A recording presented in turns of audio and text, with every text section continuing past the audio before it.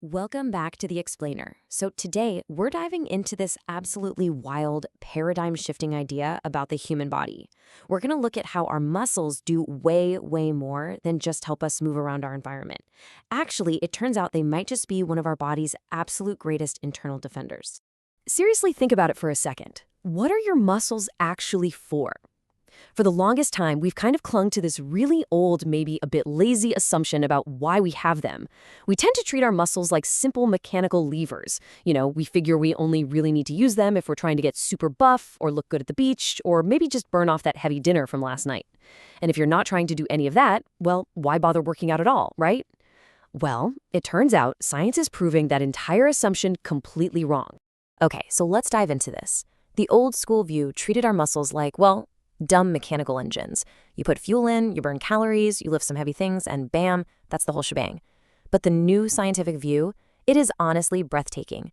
Your muscles are actually this vast, highly sophisticated cellular communication network. When they contract, they aren't just pulling on your bones. They're actively broadcasting crucial information and literally altering the chemical environment of your entire body. Section 1. The 10-minute blood change.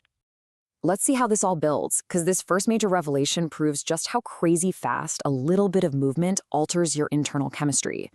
To really get this, we gotta talk about a special term, myokines.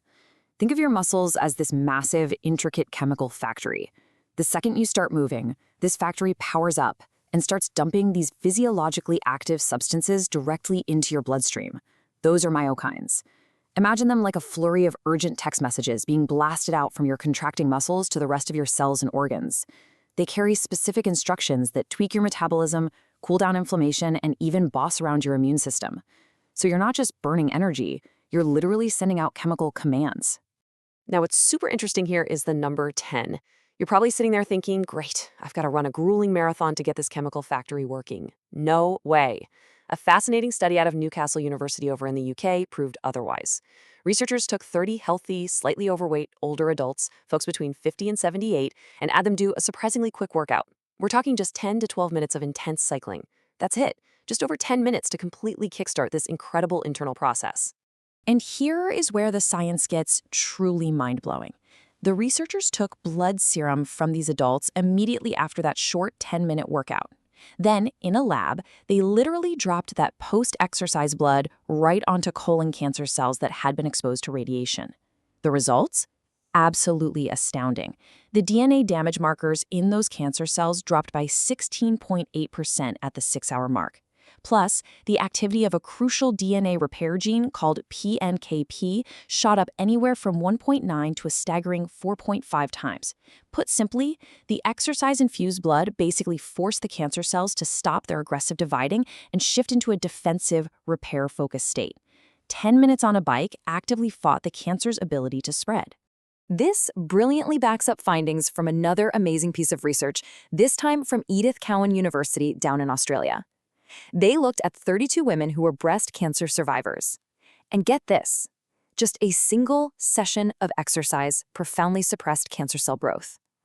A strength training session reduced breast cancer cell proliferation by roughly 19 to 21%, and a high-intensity interval training, or HIIT session, reduced it by 20 to 29%. Again, this was after just one single workout. Those myokine signals in the blood completely flipped the cellular environment, making it incredibly hostile for cancer cells to multiply. Section 2. Starving the cancer cells. But hey, sending chemical text messages isn't the only way your muscles fight back. It's also about a literal energy heist happening right inside you. Your muscles and any potential tumors are locked in this ruthless, invisible battle for the exact same fuel source, glucose, or blood sugar.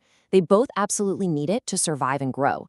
When you're just sitting around, cancer cells can easily hoard this fuel to build out their harmful networks. But the second you start moving, your muscles get incredibly greedy. They demand that glucose to keep contracting. It's exactly like two hungry competitors fighting over a single plate of food. A major study out of Yale University actually watched this exact battle play out in mice with breast cancer and melanoma. When the mice exercised, their working muscles rapidly sucked up the available glucose, which drastically reduced the amount left over for the tumors. The results in obese mice after a 4-week exercise program were just staggering.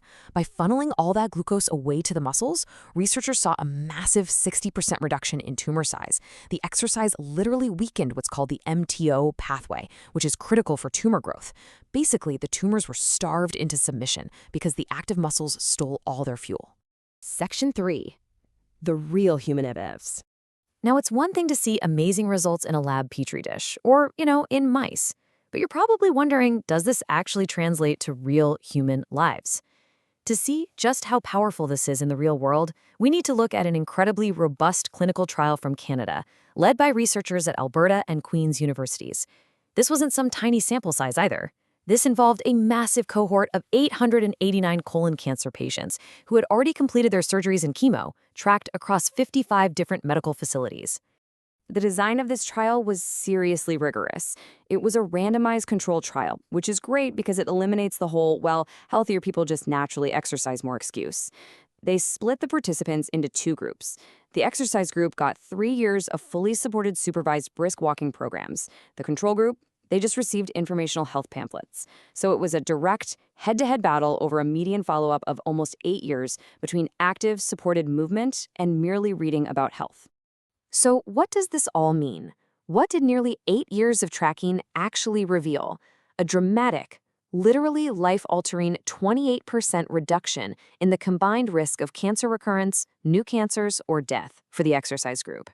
Just by committing to supported brisk walking, these patients massively tilted the odds in their favor. It proved that movement is this powerful, ongoing defense mechanism. Let's actually walk through these hard numbers for a second, because they are truly profound. The 8-year survival rate for the exercise group was 90.3%. The pamphlet-only group, 83.2%. But even more striking is the sheer drop in mortality. The exercise group experienced a 37% lower death risk. I mean, wow. This unequivocally proves the massive, real-world impact of keeping your muscles active and engaged after cancer treatment.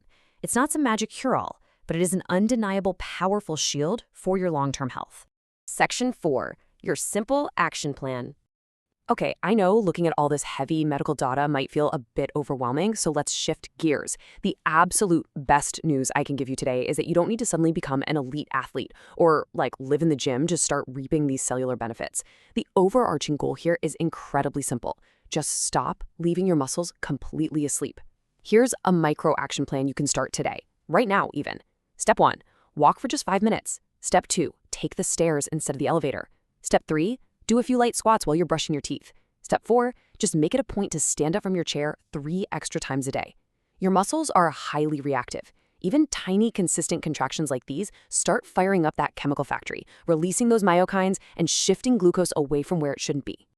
Of course, if you're ready for more and want to truly optimize this cancer-fighting effect, there's definitely an ideal sweet spot to aim for. Try stepping up to light strength training 2 to 3 times a week, combined with periods of brisk walking where your heart rate comes up just a bit. You don't need to push yourself to absolute exhaustion. You just need to consistently wake those muscles up and keep them communicating strongly with the rest of your body. We've covered a lot of groundbreaking science today. We went from that old, kind of boring idea of muscles as mere mechanical weights to realizing they are actually this dynamic, intelligent, cancer-fighting communication network. So I'm going to leave you with this final, provocative thought. Your muscles are listening right now. What signals are you sending them today? Thanks so much for joining me for this explainer, and I highly encourage you to stand up right now and send your body a great signal. Catch you next time.